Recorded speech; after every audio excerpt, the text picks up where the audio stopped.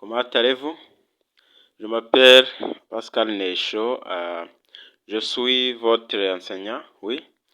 À ce moment, nous allons comprendre sur le présent.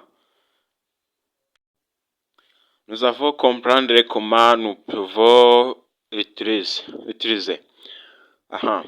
Muraho neza, murakoze cyane, tugiye kurebana uko indikatifu y'igihe cya none cyangwa se présent ikoreshwa.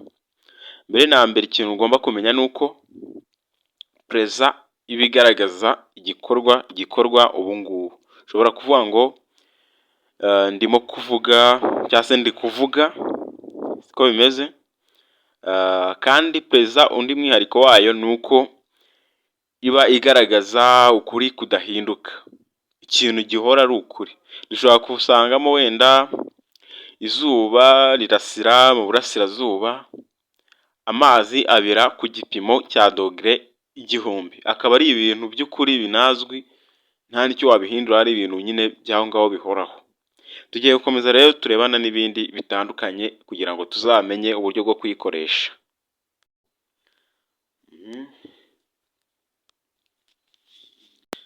Hano dufite note nziza cyane zibitwereka ku buryo nawe wabyisomera.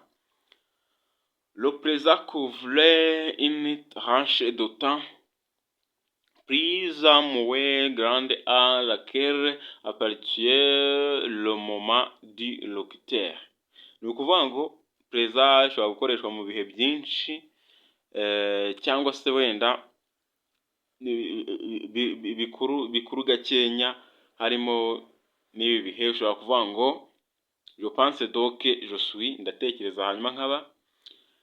Il chante, araririmba.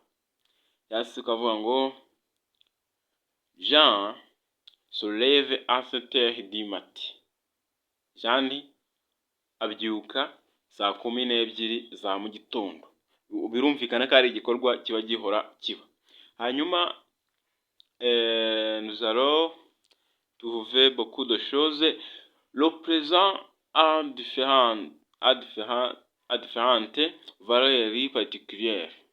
Tugiye kureba umwihariko utandukanye usobanura présent. Il peut marquer la répétition. Ishobora kwirinda kwigwa, ishobora gukoreshwa havugwa ibintu bihora biba, repetition.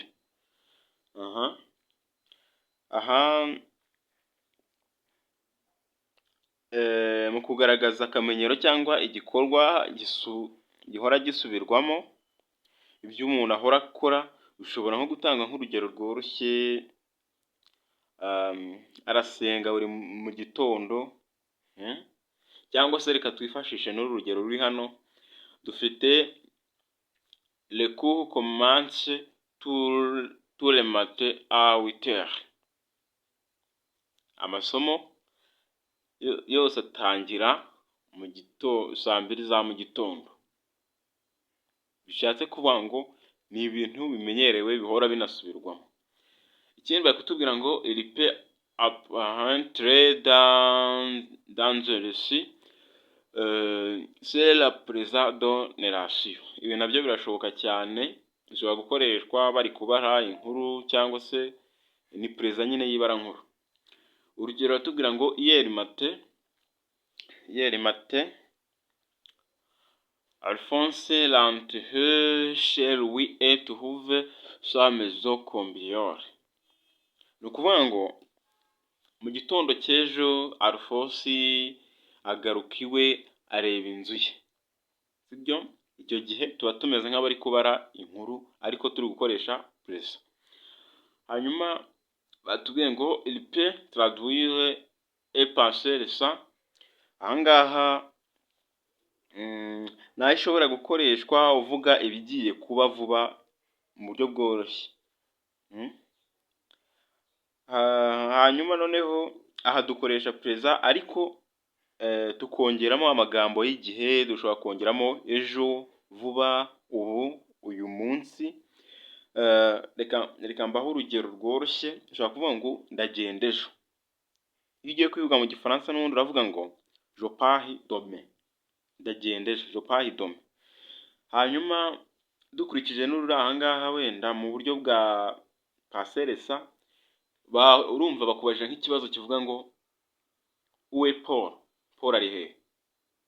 Wowe warangiza ugasubiza ngo il sort, arasohotse, cyangwa se il vient de sortir, amaje gusohoka. Urumva icyo gihe uba urimo ubivuga muri présent ariko umeze nk'uwari urimo akoresha paseresa, ariko ushobora no gukoresha na ya présent umeze nk'urimo uvuga mu buryo bwa future prolonge ariko atari byo neza. Ushobora kuvuga ngo arahagera vuba, urumva ko ari akanya k'aho ngaho.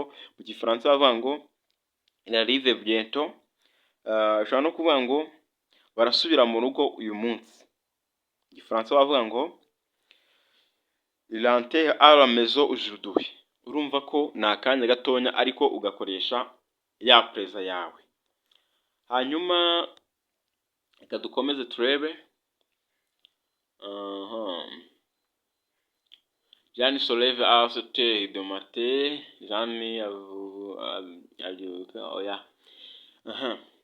Dukomeza aho twari tugeze, bari kutubwira ngo il peut être employé à la place du futur pour marquer future prise moins proche. Aha ngaha nibyo nababwiraga, ishobora gukoreshwa ivuga future proche cyangwa se akanya gatonya kari hafi aho ngaho, nk'uko baduhaye urugero batubwira ngo Thérèse s'en va dans une semaine. Thérèse agiye kwinjira mu ki, cyangwa se agiye kujya muri weekend. Urumva ko ni akanya gatonya kaba kaza. Je pense que c'est tout. Continuez, mémorisez. Je pense que vous serez apprendre beaucoup de choses